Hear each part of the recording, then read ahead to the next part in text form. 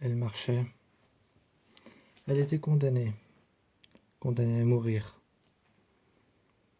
Ses pieds qui s'ancraient dans le sol, elle avançait.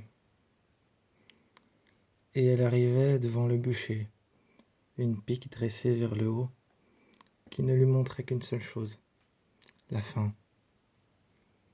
La fin de tout ce qui allait se passer pour elle. L'essence qui était déposée juste au bas de la pique. Elles baissèrent les yeux pour la dernière fois. Elle dut expier ses péchés devant tout le monde, dire ce qu'elle avait fait de mal, alors qu'elle n'avait rien fait. Les villageois la regardaient avec une telle ferveur que c'en était terrifiant. Elle leva la tête une dernière fois, les cheveux noirs qui passèrent sur son visage regardèrent tout le monde, la regarder et l'observer. Elle dut expier des péchés qui n'étaient même pas les siens, et regarda tout le monde. Instantanément, tout le monde détourna son regard. « Sorcière !» criait-il. La jeune femme fut alors forcée d'expier ses péchés qui n'étaient pas les siens. Elle fut mise devant tout le monde avant de passer au bûcher. À côté d'elle, lui chuchotèrent à l'oreille la pique en bois contre laquelle elle allait être attachée. Lui chuchotèrent à l'oreille « Tu vas brûler. Tu vas brûler. » Elle n'entendait que ça. « Je vais brûler. Je vais mourir. » Alors qu'elle était devant tout le monde, les gens lui jetèrent des cailloux. Les gens criaient qu'elle avait bu le sang des enfants. Les gens la pointèrent du doigt, la regardaient, et elle ne se tournait que vers une seule chose. L'homme avec le bidon d'essence, entendant l'essence qui cognait contre les parois. Cette essence qui lui murmurait « C'est ta dernière respiration. » Le feu prit au moment où elle était attachée. Le feu prit. On lui mit les mains derrière le dos. On poussa sa tête vers le bas, et elle fut emmenée, puis redressée, ses omoplates poussées contre le bûcher. Dernière respiration, dernier regard vers les personnes qui l'ont accusée. Ses yeux versèrent une dernière larme. Pour la dernière fois qu'elle allait voir le jour, et la dernière fois qu'elle allait sentir l'air frais. Elle ne se préoccupait plus de ce qu'il y avait autour d'elle, mais de ce qu'elle allait ressentir. Le feu prenant ses poumons. Le feu prit d'abord ses jambes, ses tibias, et rampant comme une algue le long de son corps, le feu monte, et toujours plus. Son visage disparut, sous l'essence transparente. Sur son visage, l'essence fit disparaître les émotions. Les bras attachés, elle leva la tête et sentit les flammes dans son cou. La peau brûlait et crépitait comme un plat au four. La peau crépitait contre le bois. Elle fut attachée, laissée suspendue, tête vers le bas,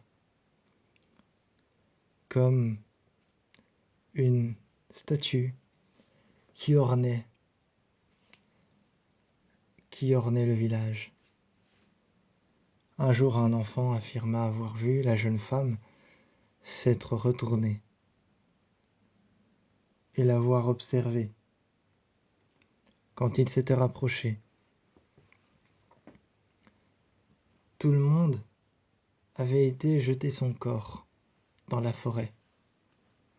Au sol, elle ne respirait plus que très peu.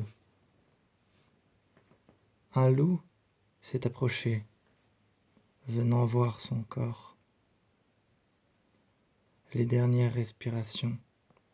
Le loup eut peine de la voir comme ça, noire, de suie, de charbon. Il se coucha à côté d'elle, même déjà morte, et patienta attentivement qu'elle disparaisse, qu'elle lâche prise. Elle disparut, et le loup, pendant des années, qui eut peine de cette femme, qui comprenait cette injustice que lui-même n'avait pas vécue, défendit son corps.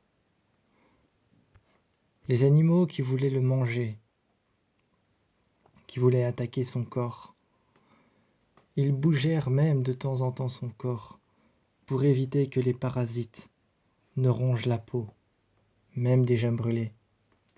Le loup s'occupèrent d'un cadavre pendant des années, jusqu'à ce qu'on le chasse et qu'on récupère le corps pour une autopsie. Le loup fut chassé, mais ramena à sa meute des émotions fortes. Il revient à sa meute, tête vers le bas, queue vers le bas, marchant comme si la terre allait s'effondrer et qu'il était au courant. Il avait vécu des années avec le cadavre de cette femme, ressenti sa peine, l'injustice qui s'était produite, surveillé son corps pour éviter qu'elle ne soit mangée et qu'elle puisse partir, quitter son corps de manière naturelle, même si ce qu'elle avait vécu était loin d'être naturel et loin d'être ce qu'on pouvait appeler une vraie justice. Mais elle quitta ensuite son corps, s'éleva, monta dans le ciel. Après avoir quitté son corps, des gens avaient érigé une statue étrange à l'endroit où elle était morte. 3 femmes étaient venues et s'étaient tenues la main, ressentant une puissance étrange, mais douce, comme si quelqu'un qui avait vécu la mort, qui avait vécu l'horreur, avait maintenant trouvé signe de rédemption. Et ces femmes s'étaient joints les mains, baissant la tête au-dessus de cette sculpture. Joignant les mains, la rédemption était offerte à cette âme, perdue peut-être de l'autre côté, mais ayant trouvé un voyage sain pour disparaître sans souffrance.